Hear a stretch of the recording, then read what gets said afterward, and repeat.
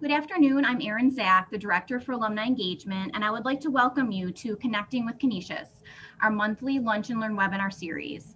The title of today's webinar is Behind the Scenes with the Golden Griffin Fund, referred to as the GGF by those already familiar. You may have heard the exciting news that last week the Canisius College GGF Chartered Financial Analyst Research Challenge Team secured first place in the Western New York Challenge for the 11th consecutive year. They move on to the Americas Regionals later this semester. 3 of the Western New York team champions have joined us this afternoon, Du, Mike, and Tim, and you'll meet them later in the program. Before we get started, a small piece of housekeeping. Later during the program, our viewers will have the opportunity to pose questions to our panelists. Please use the Q&A function found at the bottom of your Zoom screen to ask your questions. We will accommodate as many as the time allows. I'd now like to introduce our moderator, Denise Rotundo, who is Dean for the Richard J. Whaley School of Business. Dean Rotundo, I'll now turn the program over to you. Hi, everybody. Thank you for joining us for Behind the Scenes at GGF. We're really excited to have you here today. It's my pleasure to welcome you. I'm going to give you a brief update on what's been happening in the School of Business, and then we'll get right into the program. It has been a very busy time for us in the business school in the last couple years. Our strategic plan has really been focused on leveraging the strength of our accounting and finance programs and using that to develop new programs that we can use to really grow enrollment.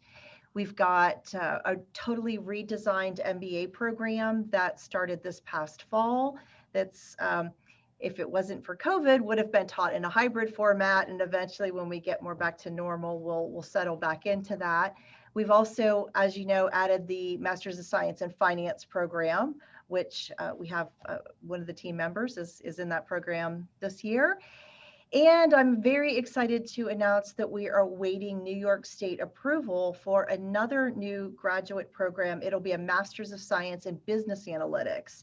This program will join the Masters of Science in Data Analytics and Cybersecurity at Canisius to really start to round out a suite of programs that that address that market need for people who can manipulate big data and draw insights from data. So you can help us out by telling your friends about all the new things that we have going on in the graduate program space. Another thing that we've done is to try and add structured co-curricular programming at the undergraduate and graduate level to really help our students learn how to develop their personal brand, to master interview skills, and ultimately develop leadership skills so that we can demonstrate we are the place where leaders are made. At the undergraduate level, that program is called Business X. At the graduate level, it's called the Leadership and Professional Development Program.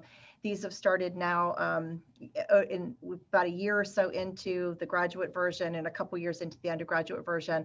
They're going great, and the students really seem to benefit from the added programming.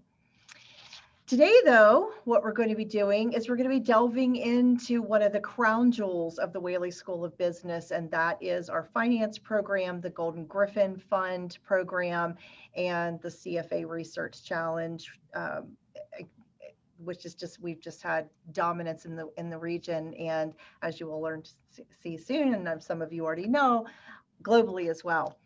The person that's going to kick this off for us today is Dr. Rick Wall.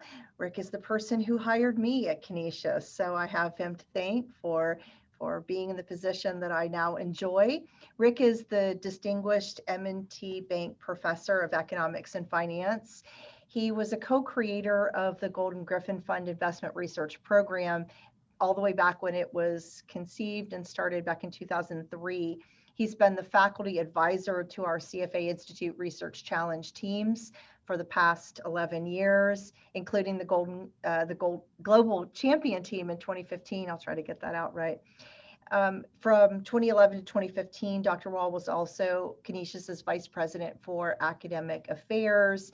He was serving as interim dean when I came in, and he's just been a great friend, a great mentor, and somebody I truly value and enjoy as a colleague. So without further ado, Rick, I'm going to turn it over to you.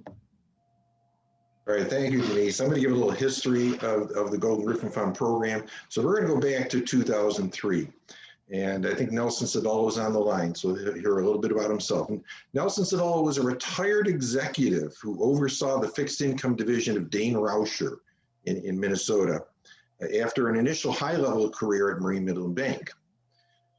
He became a professor at the University of Minnesota and was co-director of the Golden Gopher Growth Fund, student-run investment fund. Does that sound familiar? So Nelson had the idea to bring this program to his alma mater over at Canisius. And he's also been the behind-the-scenes benefactor of this program throughout its existence. So Nelson came to Canisius as an OSHI professor. And through his influence, the college put together an initial modest-sized financial markets lab that had one Bloomberg terminal, about 10 workstations. We referred to it as the financial markets closet at the time. In parallel to all this, I was on sabbatical to adapt the finance major and curriculum to a CFA orientation. So the GGF program was launched. Nelson and I partnered to develop it, deliver, and nurture the program. The Canisius Endowment invested $100,000, and over time, Merchants Mutual invested another $100,000 in the fund. The program itself is full-blown, intensive Wall Street quality investment research based on academic training with analyst reports and oral presentations. Following all this work, stocks are pitched by the students for the GGF portfolio. And I'll tell you, it's amazing to see how the GGF students develop over this year as young professionals. It's an astounding thing to see as a professor.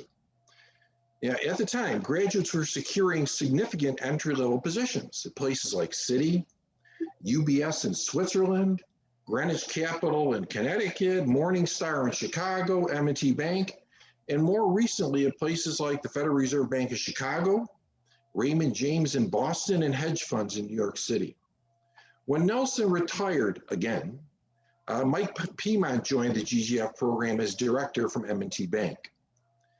In 2010, I partnered with my colleague Ed Hutton from Niagara University to design and implement the CFA Institute Research Challenge of Western New York. So I want to give a shout out.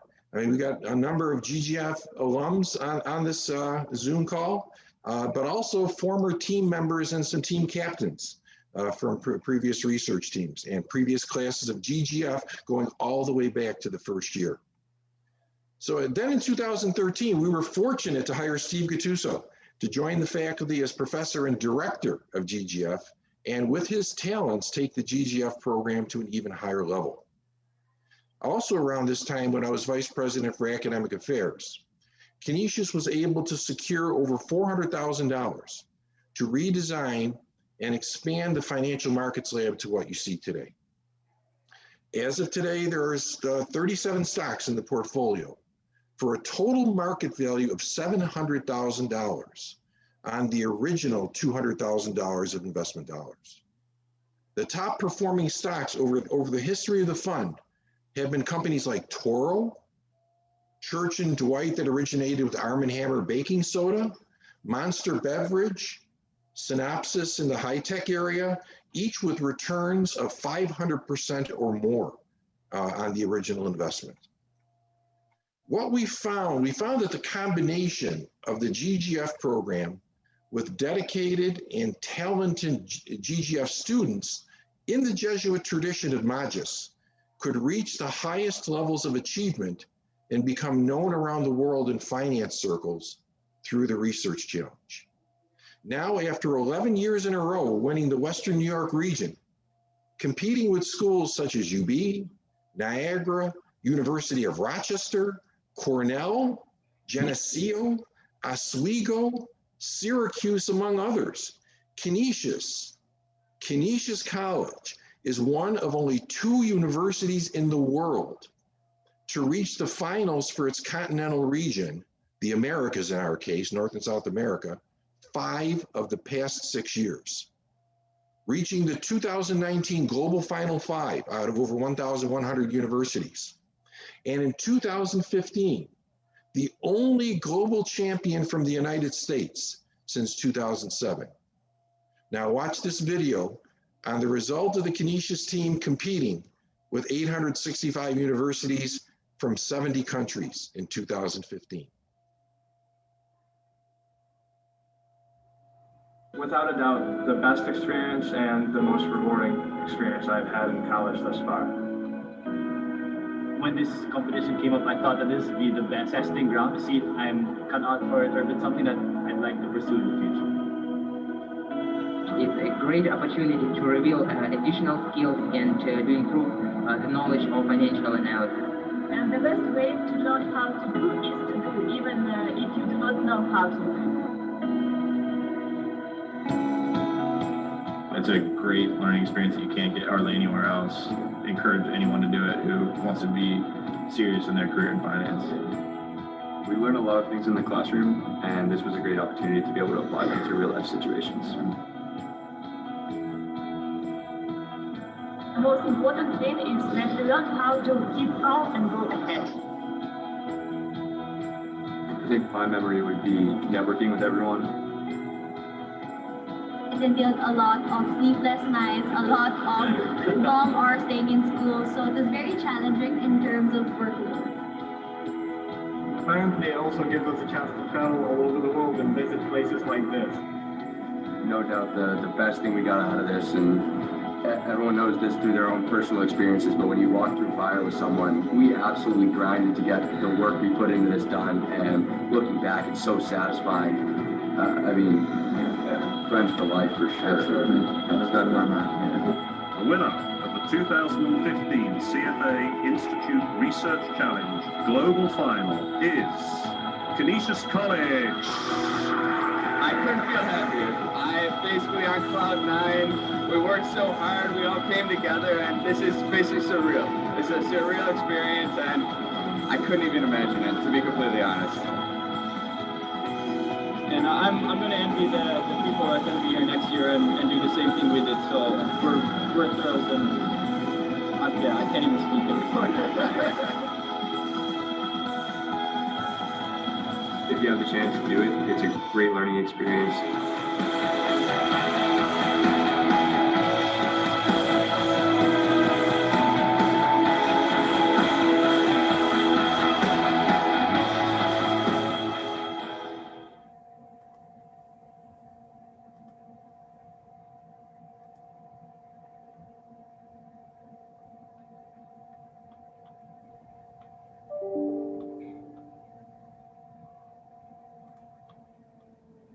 And Erin, I think I'm up next, right? You are. Go ahead. Thanks, Steve. If you, am I able to share my screen already? You should be able to. All right. Okay, perfect. Hello, everyone. I know I've got a lot of people on the call that are very familiar with the GGF program. So for you guys, this will be a little bit of a refresher of things you already know, but just wanted to give a little background of what is the Golden Griffin Fund and a little bit of an update on the current portfolio. You heard Dr. Wall explain it very well, but just to give a little bit more detail behind it. For those that are not familiar, again, it was started in 2003, but what it is, it's a program that students have to apply to. Now, a lot of colleges and universities around the country do have student-run investment funds, real money student-run investment funds, and it's kind of grown very significantly over the past decade or so. Excuse me, but they're all run a little differently.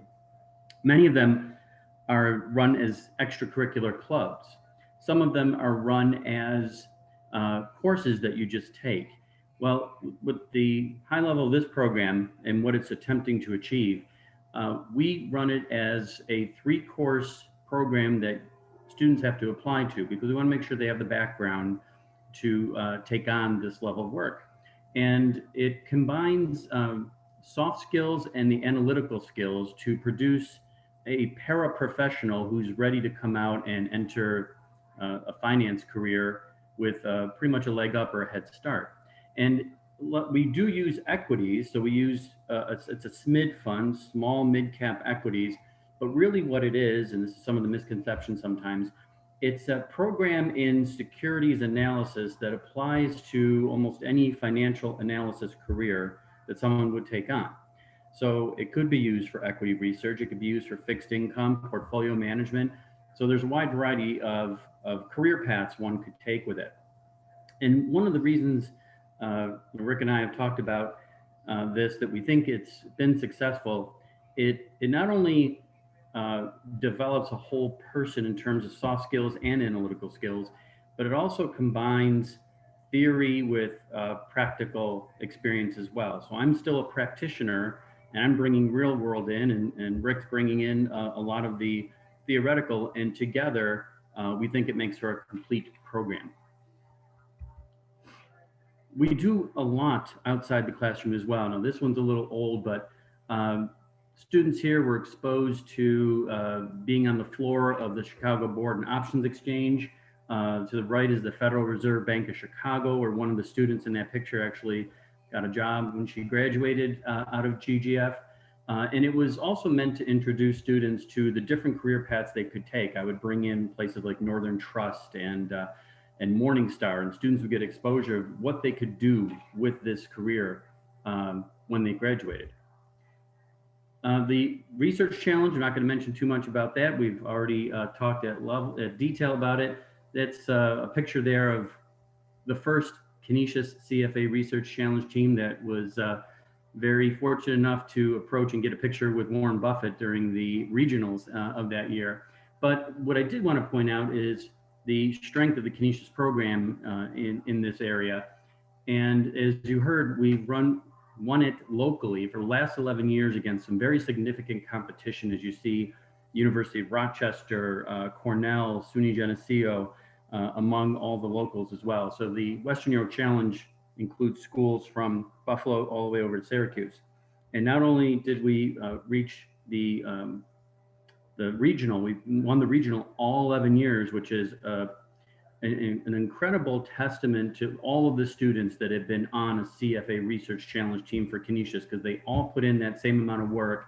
And so far, it's all turned out to be very successful.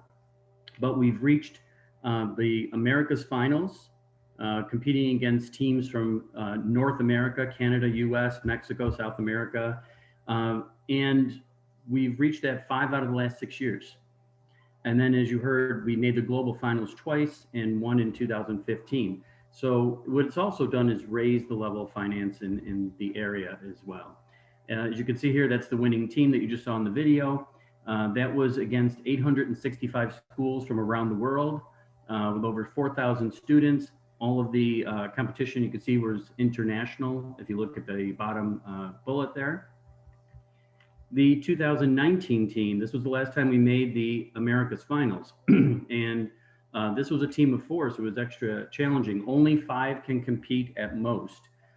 So 2019, that was out of 1,150 schools that they made the top 5. They were America's co-champions and runner-up in the global finals. All of this success of the entire finance program, as well as the GGF, has been recognized in the fact that the finance program at Canisius has, for the last few years, made the top 5% in the nation as far as rankings go, as ranked by other deans from colleges and universities around the country. And with that, we're trying to obviously attract more students, not only regionally, but from wherever. We've had some students from as far away as California be on the Research Challenge team and in the GGF. And as I mentioned, it's a paraprofessional program. So the GGF program itself is aimed at students who are ready to take the CFA exam, the Chartered Financial Analyst exam, which is considered the gold standard globally for investment management and research. But finance program also has students that maybe want to do personal financial planning, and we have a CFP option where they're able to start a CFP and finish one module towards certification before they leave school as well. As Rick mentioned, the GGF students are pretty highly recruited. This is just a sampling of some of the places that they've been hired, in addition to what Rick has already said. Turning a little bit to the portfolio, Rick did mention we in February surpassed $700,000. As of the end of the January, this is what our breakdown looked like. And you can see what's interesting is the heavy representation in consumer discretionary information technology. Students over the years have pretty much researched and pitched stocks which they know, which would fall into the consumer discretionary, and they've done very well. But we've got a broad representation here. Like I said, it's a SMID fund, so our benchmark is the Russell 2500. As far as the growth of the fund, the blue area shows the contributions as they were timed out. So the initial $100,000 back in 03 with the college, and then the outside investor invested $25,000 with the last one coming in 2015. So that was our total of 200,000, and we've grown to 653,000 as the end of January, over 700 now in February. And since this is run like a mutual fund, we want to make sure that we're keeping track of it like a mutual fund. So here are the top 10 stock holdings. Some of them have been in the fund a very long time, like Toro. And you can see that it's still pretty diverse. The top 10 make up about 31% of the 700,000. And here are our calendar year and annual trailing returns. So you can see we've done very well. And if you look at the 5-year mark, it's an average annual return of 11%. And this is truly a student-run fund. So this is them picking the stocks. This is them independently researching them to come up with a recommendation of a buy or a sell by the time the program's over. So each stock that was put in was pitched by a student and then evaluated and put into the fund. For the life of the fund, average annual return has been about 8.6%. And then finally, Financial Markets Lab itself. Dr. Wall gave some of that background. And as you can imagine, what we're trying to do is give the students, I usually describe it to them as an internship rather than a course, and I'm their manager. So I just tell them that they don't get paid for this. And what we're doing is giving them industry level professional tools. Primarily with the Bloomberg. As Rick said, it started with 1. We were able to expand that a few years ago to 12, and Bloomberg does give a discount for educational institutions. So it was certainly a good deal as far as that goes. And Bloomberg is the Cadillac of financial information systems. So it's good that the students get certified on Bloomberg, and it's recognized throughout the industry. But we also have access to other financial tools like S&P Cap IQ and Morningstar. We also have, as you can see there, the LCD displays, which we're usually catching, if the timing is right, we'll catch someone like Fed Chairman Powell talking and go through it and tie that to class. We have the financial channels available as well. So the students do get a lot of tools, but obviously it's pretty expensive to run that. So we want to make sure that it continues on. And if I could get more tools for the students like FactSet, I'd be glad to do that as well. And with that, stop sharing. And what I wanted to do is introduce 3 of the current 5 team members of this year's research challenge. And it's Du, Tim, and Mike. I'm going to turn it over to Mike in a second, who is the team captain this year. As you heard just last week, they won the local research challenge, and they move on now to the sub-regional. And it was a little bit more challenging this year. Not only did they have a complex company, but obviously in this environment, we weren't able to spend as much face time with them as we certainly would have liked, or as we have with prior teams. So Mike, I'll turn it over to you, and you guys can take it away. Thank you. So my name is Mike Steffen, and I am the captain of the CFA Research Challenge team this year. I am a senior majoring in finance and economics, and I am also a member of the baseball team.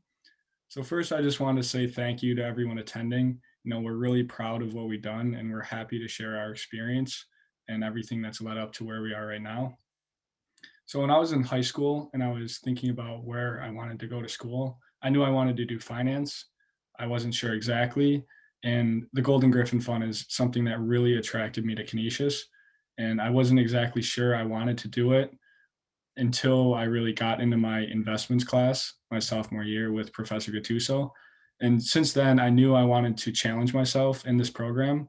It's a lot of work. Everyone knows it's a lot of work, but it's not something that's not doable, especially being an athlete.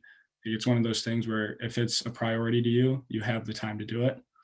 And then when I interviewed with Professor Gattuso and Dr. Wall about being a member of the Research Challenge team, I had never honestly really even thought about it.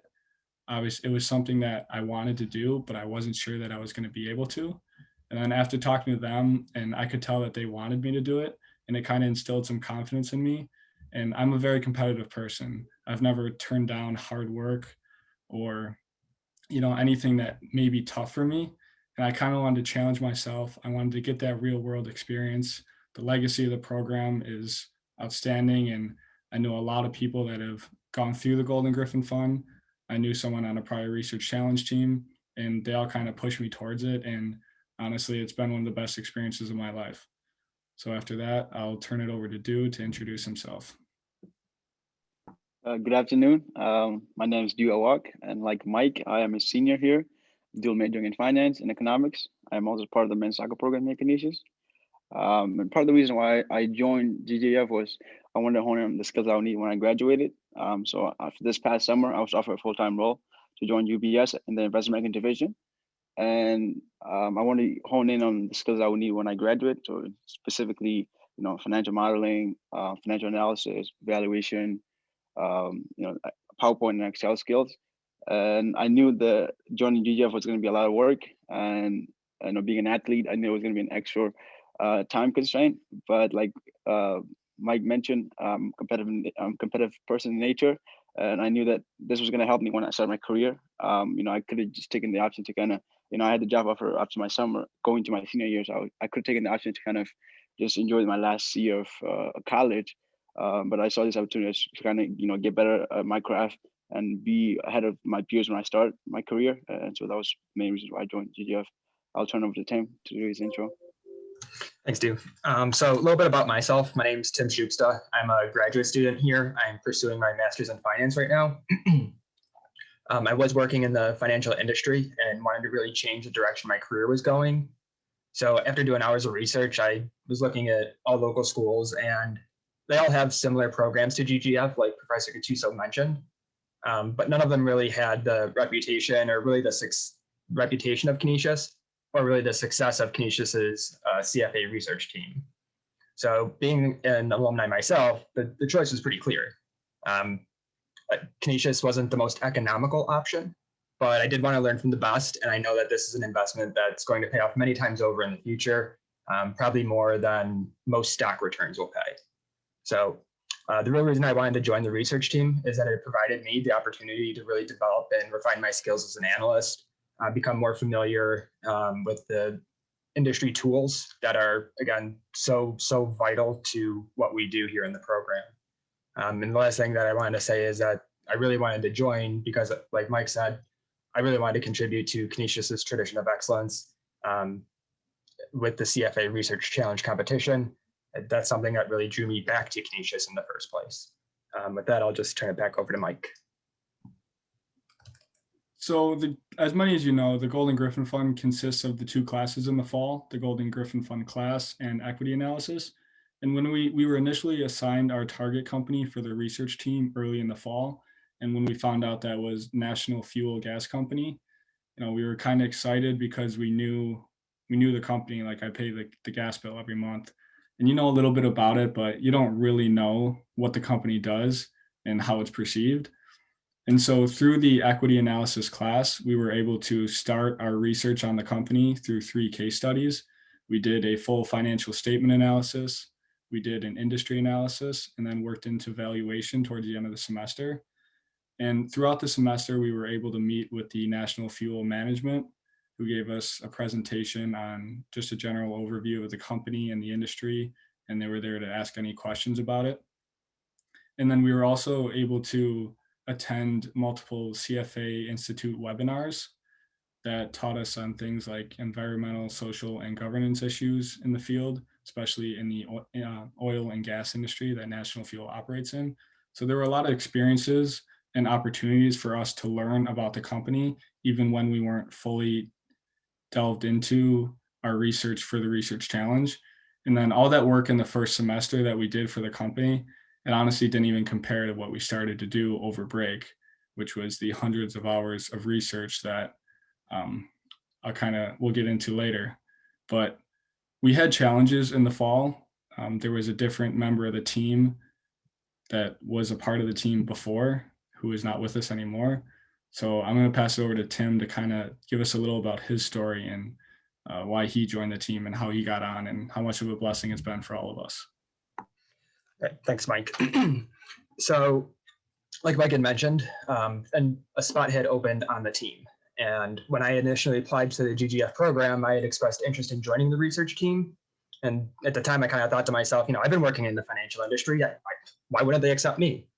Well, Dr. Wall and Professor Gattuso, they never met me. They didn't know me from Adam. So they made the correct decision, and I still stand by them making this decision to not select me for the team. So on top of coming back to school with plenty of motivation to take my life in a new direction, and Dr. Wall and Professor Gattuso really just added fuel to that fire. And I completely bought into the program. I applied myself best way that I could. And I wanted to prove to not just myself, but to my professors that, I was capable of doing something like the research team.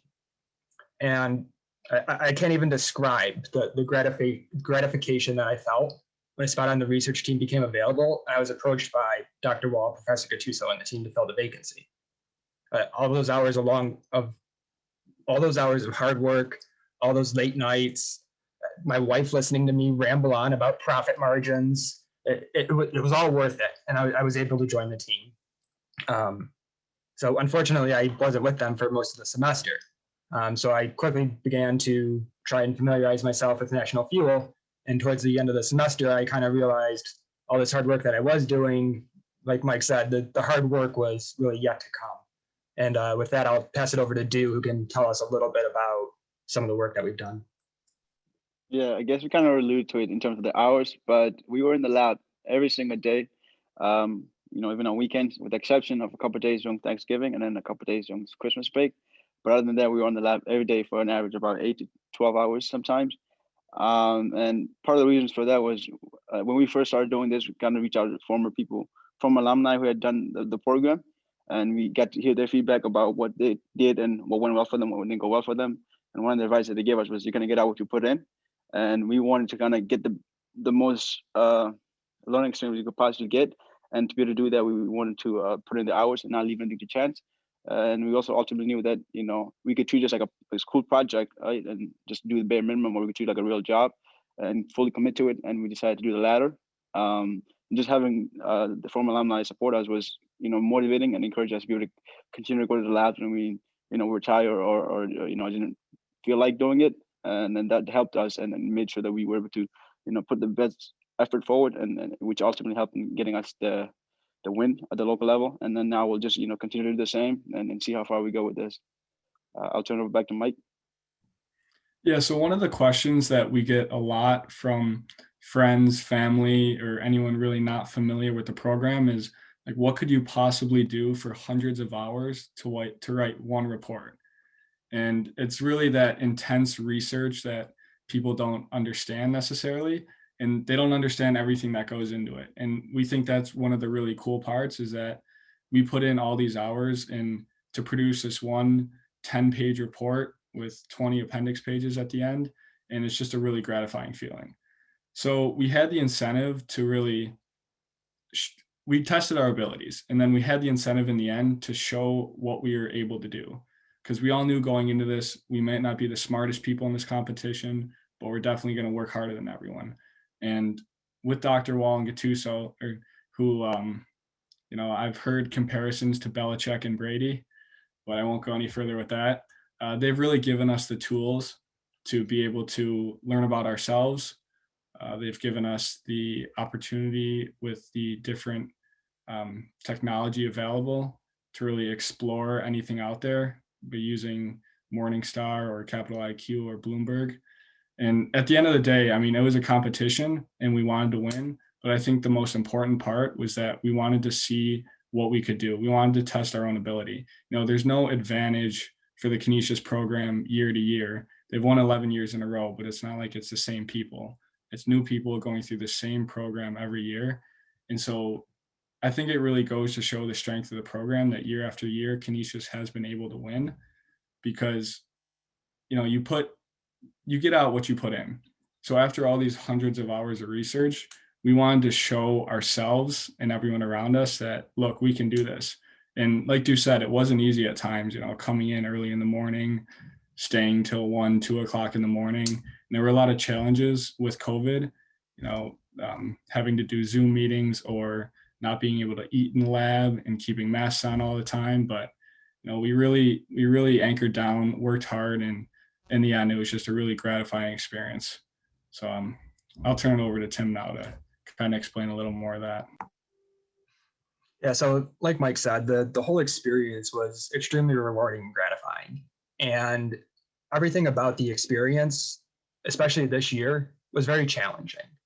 I do want to say that the ability to access these tools, industry tools like Bloomberg, Capital IQ, and Morningstar remotely, gave us the option to be flexible when we needed to be flexible.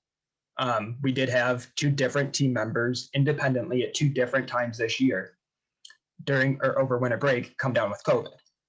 So because of that, we weren't all able to be socially distanced in the lab all together, which was obviously a difficult thing to face.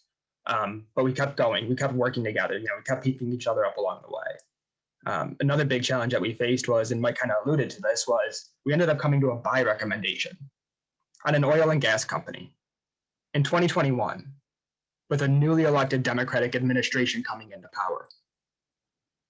On the surface, I can definitely understand where one might balk at the idea, you know, but because of the tools at our disposal and the work that we put in, the hours of research and the amount of digging that we had done, we came to the conclusion that the market wasn't properly valuing national fuel, and that the political rhetoric from Washington would have little negative impact, in fact, provide short-term benefits for the company.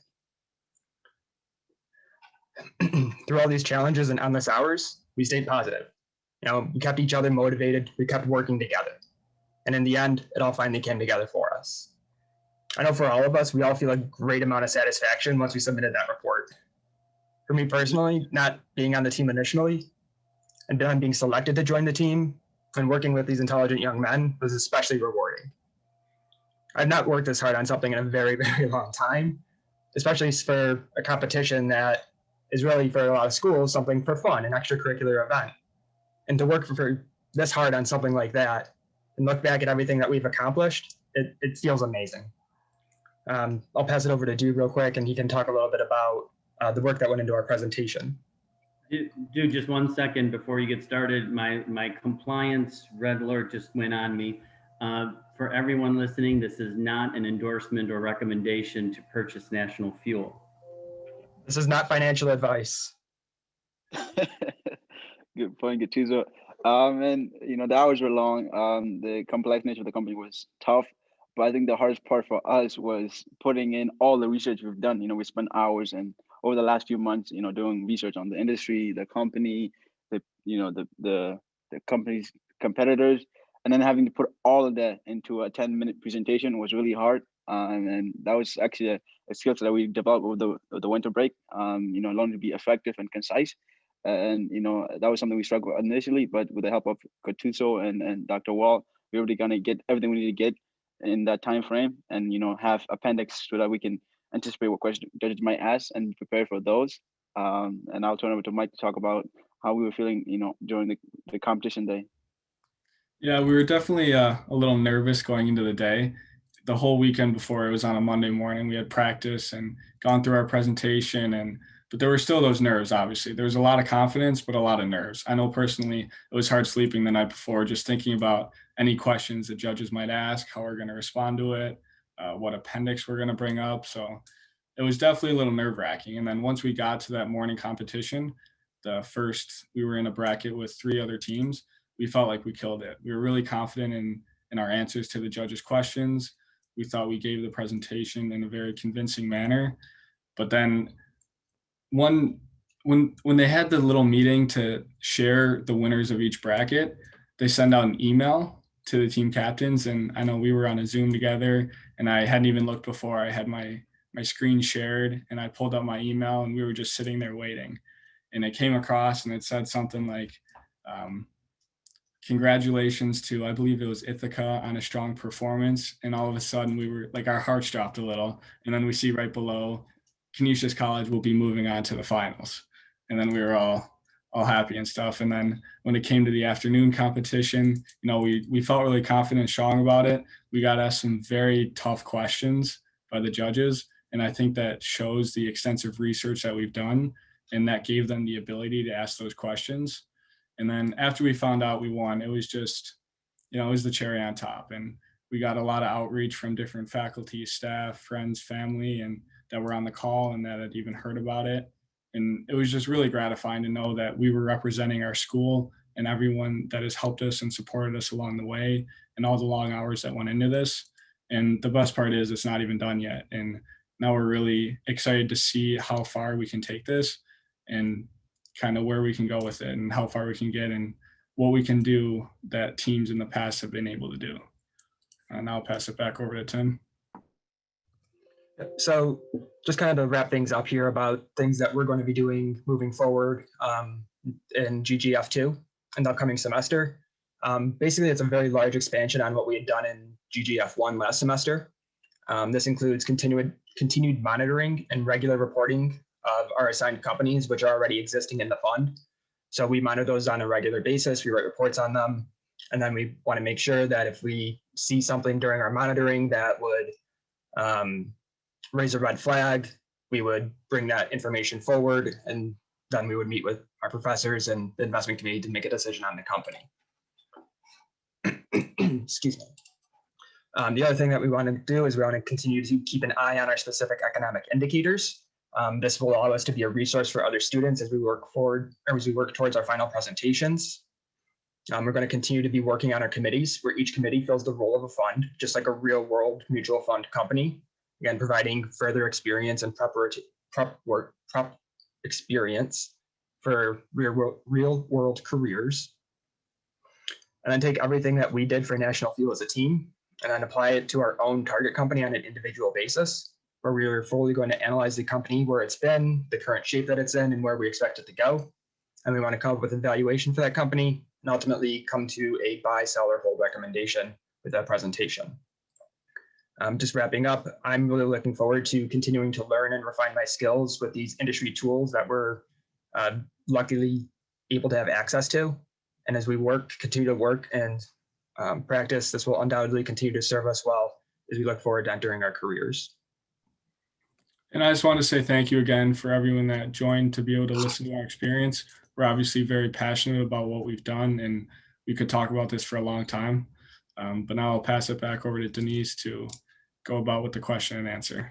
Thank you. Mike, Tim, we could not be prouder of you. I just want to tell you on behalf of all of the faculty staff of the Whaley School of Business and at Canisius College, we're really just so proud of you. We are grateful for the hours that you put in. We know it's a lot for this for the CFA Research Challenge, but wow, you've really amazed us, especially in this really difficult and challenging environment. So I just wanted to pass that back to you from the bottom of my heart. Just all the props for what you've done. We already have a question from one of the folks on the call here today, and it says, besides the quant skills you gain from being in the GGF and the equity analysis class, what would you say are the other biggest skills you've gained for being in both those classes this semester? Go ahead. Sorry, with that. So I guess I'll start. So obviously we get a lot of quant skills from practice on again, industry tools like Bloomberg, Capital IQ, Morningstar. But just in addition to the information we learned and value from Dr. Wall's equity analysis class, the soft skills are so important. And that is something that being a graduate student, having been in a professional setting, sitting in professional meetings, coming back, I like to think that I had a little bit of those. but I definitely took them to the next level. Definitely helped me refine my presentation skills. Again, get familiar with your pitch, your tone, how you're talking to people, the pace at which you're speaking, not necessarily what you're saying, but how you're saying it. All of those soft skills that, again, where if you're just a numbers guy, that's great. But if you can't tell people the story of the numbers and the work and the research that you've done, there's no value there. So I think that was a big thing, especially for me, where I already felt like I had some of these skills. I was really able to refine and take those skills to another level. And just to add on that, I think one of the big things, especially working for the CFA Research Challenge team, was working with a team. You know, there's so much research that we had to do that you can't possibly all do all of the research. So we had to delegate and have certain people look in certain areas, and then we'd have to come together and kind of show what we found. So I think that was a big part of it. One is trusting your teammates.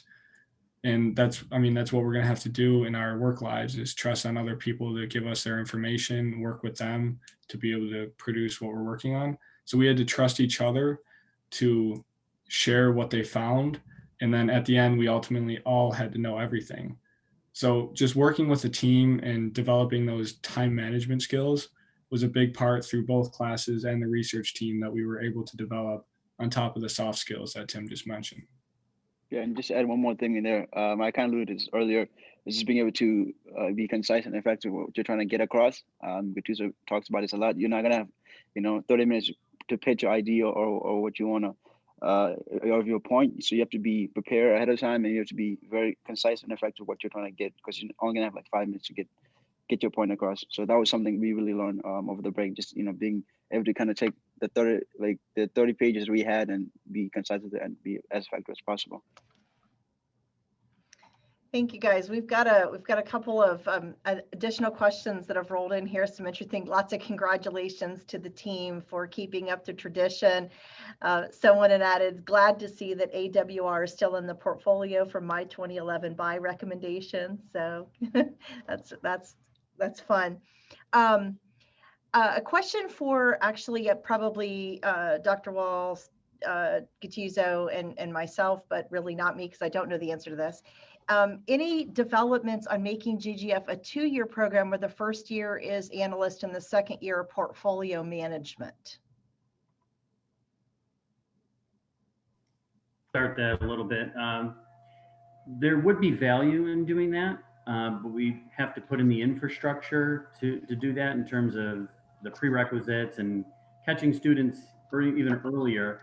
But probably the other thing that's even more of consideration is with the MS in Finance and the MBA, we get a lot of grad students in the program, and sometimes it's even hard for them to complete a 1-year program. So I think it would be more difficult for a grad student to try and do this as a 2-year program. So that's one of the things we would have to work out. And the level of preparation students need before they enter the GGF program is such that trying to do that in the junior year, they're simply not ready for it. But now that we have a master's in finance program, we're going to have a master's in business and analytics program. We have a master's in data science. That provides the opportunity to really, if you can do the GGF program in the 4th or 5th year, if you tie together your undergraduate training with the master's program, especially given how fast and how strongly finance has moved in the direction of data science. Thank you, guys. There's some questions here about how we can use the success of the GGF and the Research Challenge teams to help the school increase advertising and attract students to the finance program. You are preaching to the converted with that, because I clearly see that as one of our most important activities that we're really trying to do. I'll step in here and kind of maybe respond to some of that. as you know, that there's been some change in sort of, the folks in marketing as well as admissions and graduate admissions and undergraduate admissions. And so that's caused a little bit of need to sort of, re-educate folks on how to sell this. I think that, there's also, quite frankly, it's a resource issue because it does, it takes significant resources to reach far and beyond anyway this area. The one bright spot that I can add is that without going into too many details, I will say that I've been able to carve out some additional resources that will be used to do more widespread recruiting for accounting and finance in the next couple of years, which is badly needed. I just give you my own little, thing on this is we have, I think, world-class programs here. And there's a little bit of me that's sort of like, if we can't sell that, what's wrong with us? So I realize that that's a very important part of my job and my advocacy.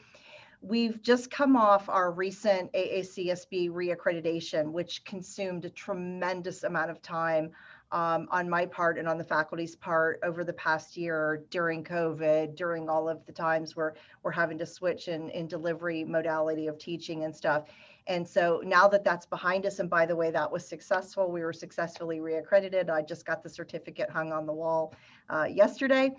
So that gives us 5 years before we have to really think about that again, and more time and energy to devote to these kind of things. And so you can help us by really sharing the program with your friends, your networks, your colleagues. When you hear them thinking about graduate school, telling them you are crazy if you're not looking at Canisius. They should be at the top of your list. So with that, I'll just invite you guys to ask more questions. We've got a little bit more time here for that. So we'd love to hear what's on your mind and what you want to know about.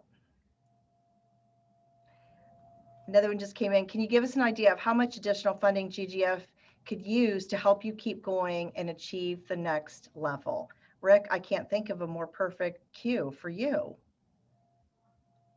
Okay, well, let me start with where you left off with getting the word out about this program. Please, thank you. Sure. We need the help. We need the help of our alums. Surprisingly, to get the word out about the economics and finance majors at Canisius is the largest department at Canisius. That said, we still should have more students entering, especially the finance major, but also the economics major. So the oxymoron here is that our finance major is well known around the world in finance circles and national U.S. news rankings, but it's like it's a well-kept secret in our own backyard. But should I talk a bit about the lab now? Please, I think that'd be a good well, segue. Okay, so there's a harsh reality here. There's been a lot of great research going on in our financial markets lab over the years. And especially with Nelson's vision, Canisius was way ahead of the curve, developing the GGF program and starting the financial markets lab. But it's reached the point that the workstations in the classroom need, and the machines that drive the Bloomberg terminals need to be replaced. We also need a plan to redesign the visual technology of the lab. But beyond that, there's also the most important issue is sustainable funding for Bloomberg's, which runs $75,000 a year, and also the additional financial services that we utilize. It easily costs $100,000 a year for the financial services that we have now, let alone adding additional financial services like maybe FactSet. There's a lot of schools, the list is long, of other schools that have either built brand new spanking labs or have had substantial renovations to their labs. And I visited some of them. Some of them, they're fantastic. But I described those types of labs as financial markets labs in search of an academic program that would merit delivering it. So what do we have at Canisius? We have a deteriorating financial markets lab for good reason, because it's had so much use and great research by students.